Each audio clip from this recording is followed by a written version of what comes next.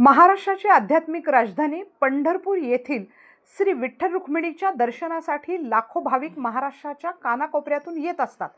मात्र गरिबांचा आणि शेतकऱ्याचा देव असणाऱ्या सावळ्या विठुरायाच्या दरबारात मंदिर समितीचे अधिकारी आणि पदाधिकाऱ्यांच्या मनमानी कारभारामुळे श्रीमंताचा वशिला चालत असल्याचे दिसून येत आहे। VIP दर्शनाच्या नावाखाली विठुरायाच्या खऱ्या वारकऱ्यांना रांगेत तासनतास ताटकळत उभे केले जाते आणि VIPंना मात्र त्वरित दर्शन उपलब्ध करून दिले जाते। या संदर्भात जर कोणी आवाज उठवला तर त्याच्यावरती अरेरावी केली जाते। हे सर्व बंद झाले पाहिजे अशी मागणी कोळी समाजाची रणरागिणी समाजसेविका दुर्गाताई माने यांनी निवेदनाद्वारे मुख्यमंत्री देवेंद्रजी फडणवीस यांच्याकडे केली आहे। तसे निवेदन प्रांत अधिकारी पंढरपूर यांच्याकडे दिले आहे। यावेळी त्यांच्याबरोबर वंचित बहुजन आघाडीचे राजू शिंदे व इतर कार्यकर्ते देखील उपस्थित होते।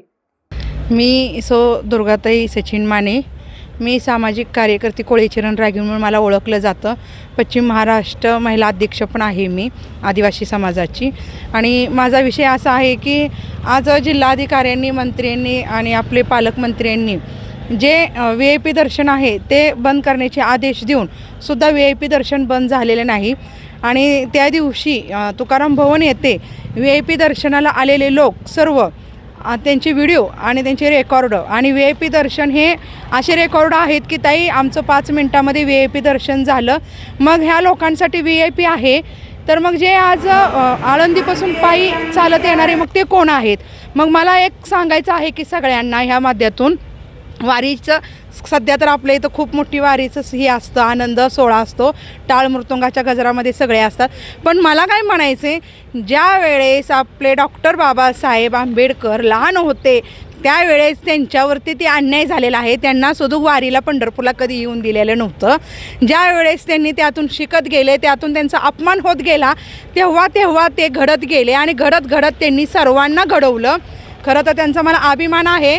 त्यांचा विषय आज मला का काढावा लागतो तर कारण हे मंदिर समितीनं खूप घाणेरडं कृत्य केलेलं आहे की आज वारकऱ्यांवरती अन्याय केलेला आहे।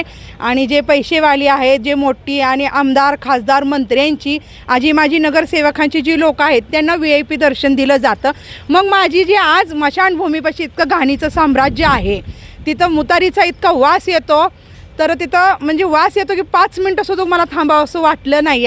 मग आज माझी टाळ मृदुंगाच्या गजरामध्ये आतून शेडमधून बारीतून फिरून विठ्ठलापाशी जाण्यासाठी भाविक गोळा होतो। मग तुम्ही सांगा त्यांना VIP दर्शन नाही का? मग काय करा की VIP दर्शन आहे ते सगळ्यांसाठी द्या, हे शेड मारू नका, बाऱ्या करू नका। मग सगळ्यांना एक रांग लावा, सगळ्यांनाही विठ्ठलाचं VIP दर्शन घडू द्या। मग बाबासाहेबांनी जे संविधानामध्ये लिहिलेलं आहे तेच आता घडलं पाहिजे आहे आणि जे बाबासाहेबांच्या काळात घडलेलं आहे ते आता घडतं आहे असं मला वाटतंय।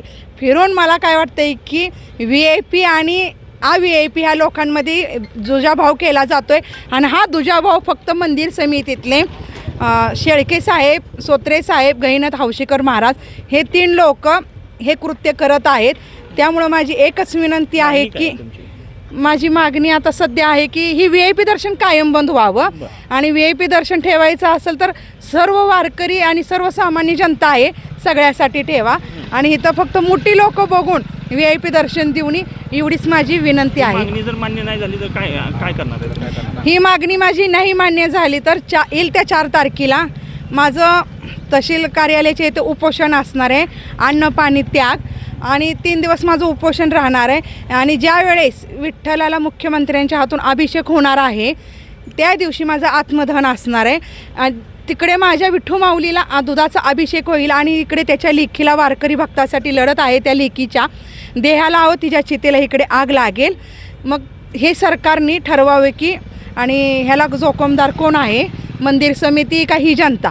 एवढीच मी मुख्यमंत्र्यांना, तिन्ही मुख्यमंत्र्यांना मी हात जोडून विनंती करते, त्यांनी याच्यावरती न्याय काढून सर्वांना न्याय द्यावा एवढीच माझी मागणी आहे। ज्या वेळेस तुकाराम भवन येथे मी VIP लोक पकडल्यानंतर त्यांचे व्हिडिओ, त्यांचे रेकॉर्ड घेतल्यानंतर मी भक्त निवास येथे सोत्रे साहेब व शेळके साहेबांना भेटायला गेले आणि भेटल्यानंतर शेळके साहेबांनी त्यांची काय तर मीटिंग चालू होती. मग त्या म्हणल्या उपसभापती माझी नीलमताई गोरे यांच्यासोबत मीटिंग आहे आणि त्यांनी मला आरेरावीची भाषा केली.